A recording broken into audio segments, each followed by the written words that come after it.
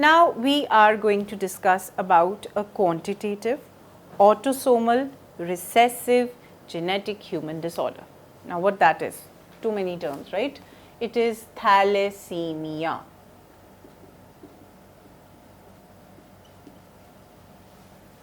This thalassemia is a type of anemic condition. So you are going to find the patient would be anemic, or I would say anemia is what you are going to deal with. Now because it is a human genetic disorder, either it would be mutational in nature or it could be deletion of the allele which is responsible for production of alpha and beta globin chains of hemoglobin molecule, not hemoglobin, right? What am I talking about? Firstly, as I told you, it is a quantitative, it is an autosomal, it is a recessive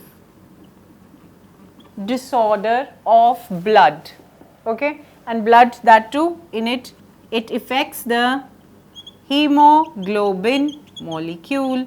Now hemoglobin has 4 chains, 2 alpha, 2 beta. So this hemoglobin will have these alpha and beta globin molecules altered, or it will be produced in lesser quantity. Now what happens is, you have to remember, this thalassemia is of 2 types, alpha and beta.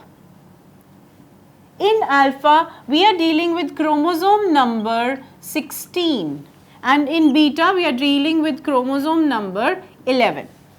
Now an individual acquires one chromosome from mother and other from parent. Because this is a recessive disorder, if both the parents are carriers, then only the offsprings are going to have the disorder. Alright, supposedly we have this as the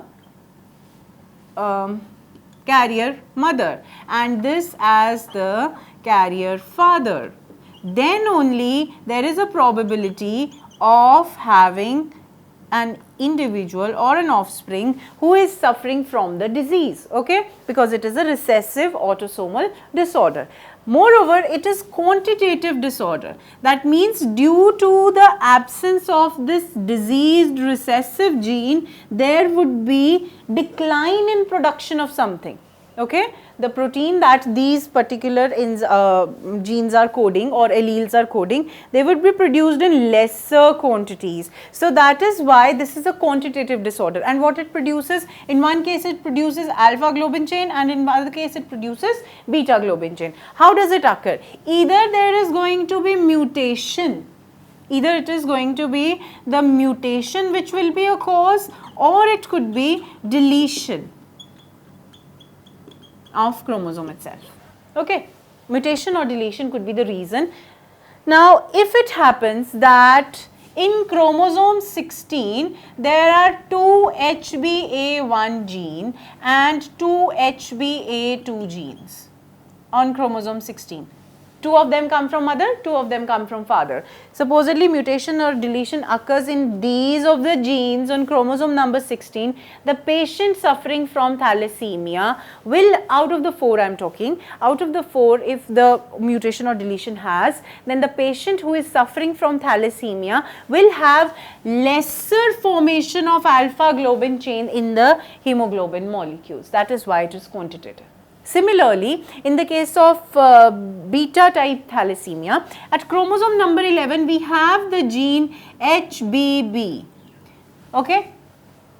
This is having 2 genes, one from mother, one from father. Earlier it was 4. Now out of these 2, if someone is, if one is mutated or deleted, then what will happen? Now the beta globin chains formed will be lesser in number, and hence the quantitative disorder of thalassemia will have lesser hemoglobin molecules, or the hemoglobin molecules which would be formed, they will be having lesser number of beta globin chains, and once the chain is not present, lesser is the chain, lesser would be the globin molecules, certainly the protein will not be formed, and because of that the hemoglobin molecules will decline in number. That will lead to the condition known as anemia. Alright, so this is what you have to keep in mind about thalassemia. Certainly it is different from sickle cell anemia, because sickle cell anemia was qualitative. If you remember, when we did mutations over there, we had taken the classic example of sickle cell anemia. Now that was qualitative.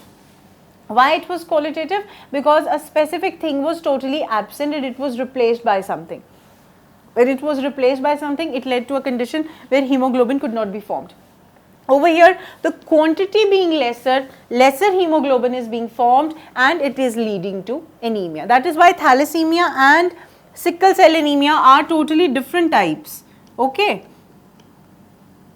Sickle cell anemia was a type of point mutation where the codon which is responsible for coding for glutamic acid was replaced by valine, and altogether the quality changed. Over here, it is not the quality which is changing. What is changing is that the genes are altered, and because of that the production is not taking place. Because the production of alpha and beta globin chains is not taking place, we do not have much of hemoglobin, and that leads to anemia, and this is what thalassemia is all about. Also, you have to keep one thing in mind, that for the diseased condition to occur, either the parent should be, no, not either, both the parents should be heterozygously diseased. Okay, the parents should be carriers, then only the offspring will be diseased. In other case, we can have one homozygous dominant parent and one heterozygous, homozygous recessive and one heterozygous, then also the individual could be diseased. But